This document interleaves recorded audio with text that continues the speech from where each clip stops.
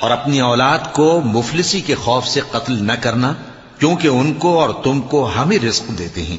کچھ شک نہیں کہ ان کا مار ڈالنا بڑا سخت گناہ ہے، اور زنا کے پاس بھی نہ جانا کہ وہ بے حیائی ہے اور بری راہ ہے۔